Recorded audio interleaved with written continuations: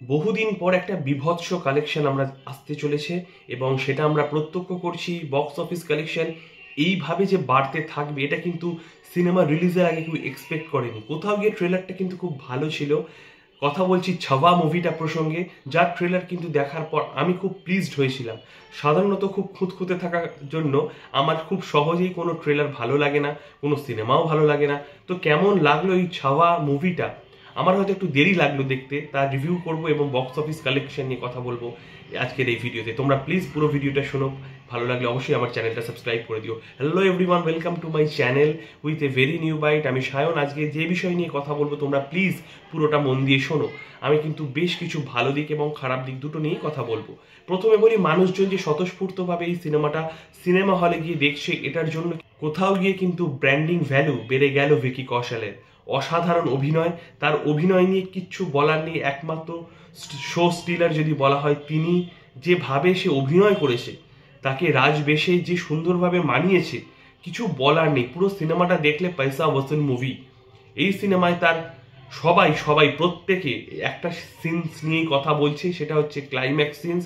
শেষ 40 থেকে 45 মিনিট, আমি তো বলবো শেষ 1 ঘন্টাই বলতে পারি, অসাধারণ অসাধারণ।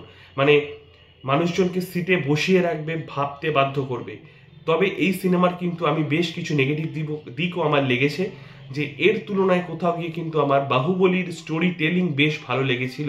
আমরা তো সবাই তো ইতিহাসের ছাত্র নই, ইতিহাসকে কেউ সেভাবে যাপনও করি না, কোনো রকম ওই পাশ করে যাবার মতো করে বেরিয়ে যায়। যে বা যারা ইতিহাসকে যাপন করে, সেই সাবজেক্টটাকে ভালোবেসে পড়ে, তারা কিন্তু এর মর্ম বুঝতে পারবে। বহু মানুষজন আছে যারা কিন্তু ডিসকাস করেছে, আলোচনা করেছে এইভাবে যে ইতিহাসকে নাকি বিকৃত করা হয়েছে। তো হোক না, সমগ্র ইতিহাস তুলে ধরলে আমরা সেটাকে যেমন দেখি, একজন মেকার্স তারা তো চাইবেই সেটাকে একটুখানি মুচমুচে করে, রসালো করে মানুষের কাছে রিপ্রেজেন্ট করতে। এবং তার ফল তো দেখতেই পাচ্ছ, প্রডিউসার ঘরে কিভাবে টাকা তুলে ফেলেছে। 5 দিনের মধ্যে 150 কোটি টাকা তুলে ফেলেছে ইন্ডিয়ান নেট কালেকশন থেকে। রবিবার কালেকশন করেছে প্রায় 50 কোটি টাকা। তো আলটিমেটলি তো এটাই চাইবে প্রত্যেকটা প্রডিউসার, প্রত্যেকটা মেকার, যে আমার টাকা কি করে ঘরে আসে। তার জন্য যদি কিছু সিনস যদি অতিরঞ্জিত করা হয়, তো ক্ষতি কি? হ্যাঁ, এবার মানুষের কাছে ভুল বার্তা যাচ্ছে এটা তোমরা বলতে পারো, কিন্তু সবকিছু কি আর সেইভাবে হয়? আমি কিন্তু ইতিহাস জানি না, আমি এখনো স্বীকার করছি অকপটে। কাজেই আমাকে যেটা দেখানো হয়েছে আমি সেইটা দেখার ভিত্তিতেই বলছি।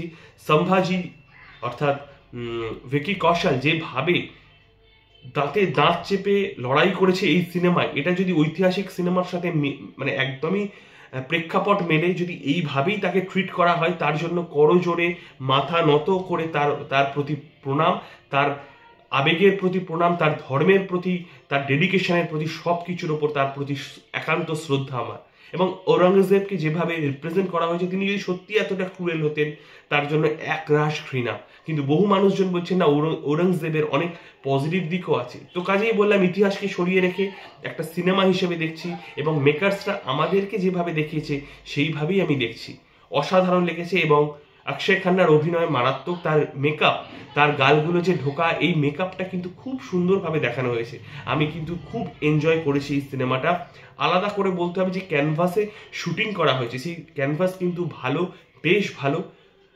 লাইটের কাজ অসাধারণ, একটা ব্রাউনিশ পুরো সিনেমা জুড়ে একটা কালার গ্রেডেশন রাখা হয়েছে, এটা কিন্তু বেশ অ্যাট্রাকটিভ। বেশ কিছু অ্যাকশন দৃশ্য খুব ভালো, যেগুলো কিন্তু আমরা আগে দেখিনি। কিন্তু কোথাও গিয়ে একটা নেগেটিভ দিক আমার কিন্তু কাজ করেছে। এই সিনেমাটা কিন্তু আমি কাল্ট ক্লাসিক বলতে পারি না, এটা আমার ব্যক্তিগত মতামত। ভিকি কৌশলের ফ্যানরা হয়তো রেগে যেতে পারেন, তার অভিনয় নিয়ে আমি বলছি না। তার অভিনয় কিন্তু যদি ডিজার্ভ করে জাতীয় পুরস্কার, তাতেও আমি কিন্তু এতটুকু অভাব হব না।